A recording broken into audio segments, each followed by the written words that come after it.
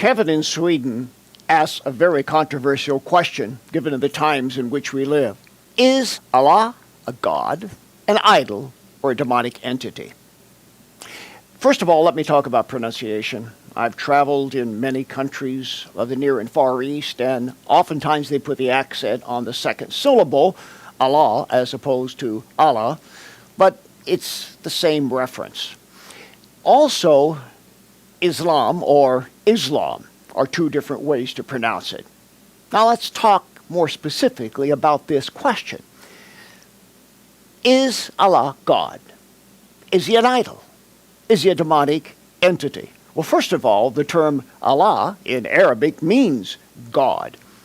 But is it synonymous with the God of the Hebrews and the God of the Christians?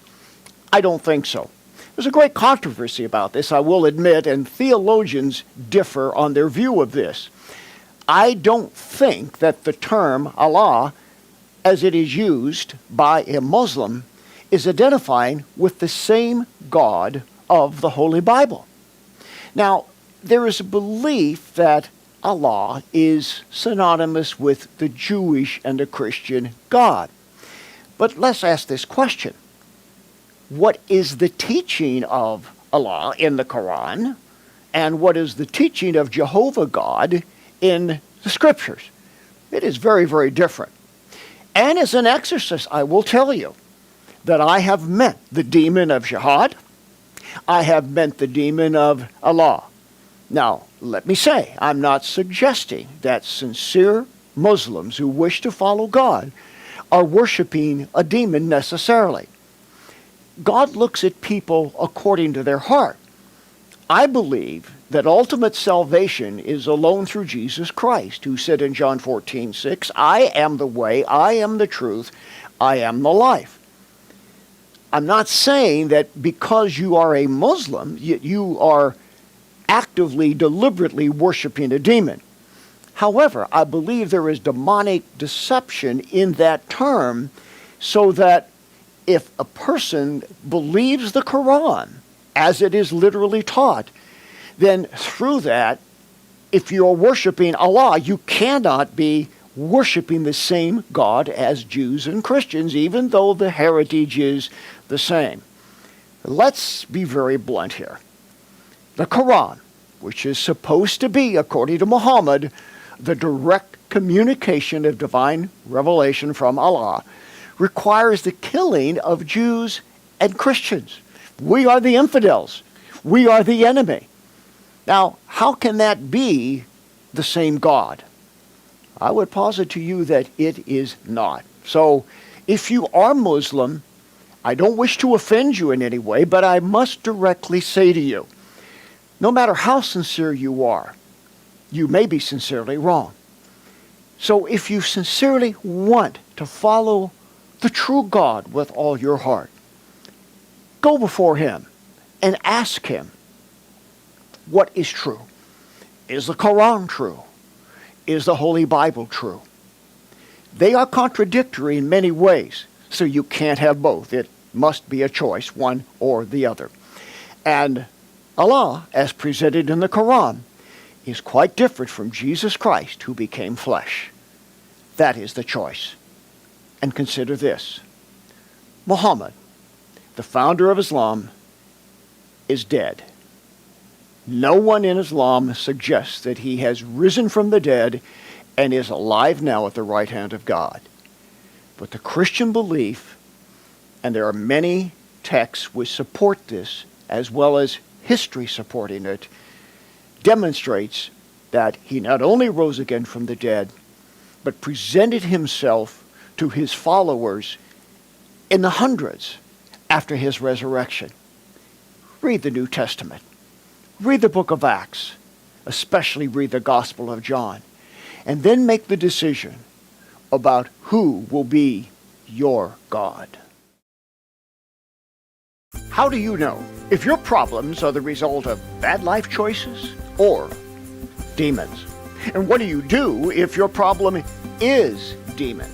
My 200-page book, Dealing with Demons, has answers for questions most are afraid to ask. Can Christians be demon-possessed? How can I know what's natural and what's supernatural? Dealing with demons will teach you how to recognize symptoms that the devil is at work in your life or the life of someone that you care about. Learn strategies to avoid Satan's traps and walk in freedom and supernatural protection. Read Dealing with Demons and be one step closer to living in spiritual victory.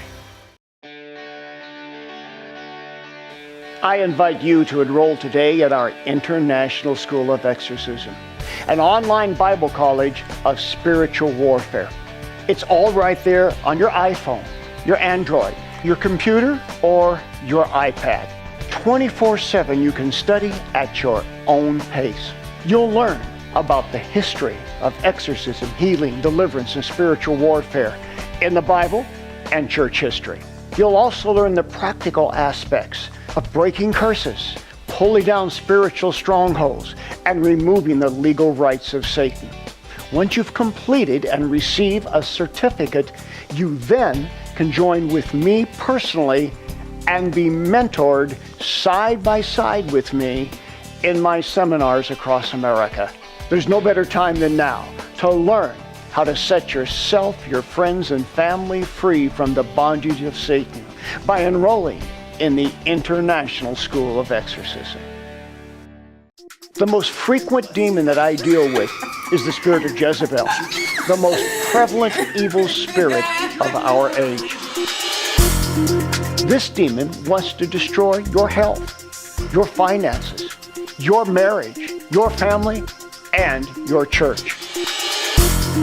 Learn the tactics of Jezebel throughout history and in the time in which we live. My book, Jezebel, Defeating Your Number One Spiritual Enemy, is your key to overcoming this demon, which is more prevalent than at any time in human history. Get your copy today. Jezebel, Defeating Your Number One Spiritual Enemy.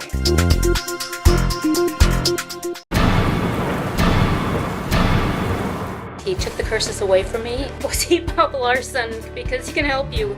If your life isn't all that it should be, if relationships aren't working, if your health, your finances, or your spiritual life are unhappy, schedule a personal one-on-one encounter with me. We'll get to the root of the issues that are holding you back. We'll give you answers and a whole new direction in life.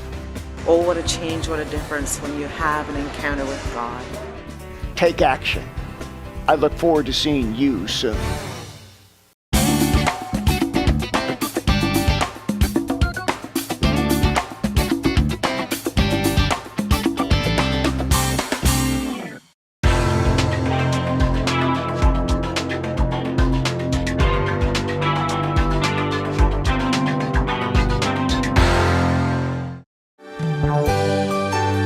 We encourage your support for this worldwide outreach to do what Jesus did.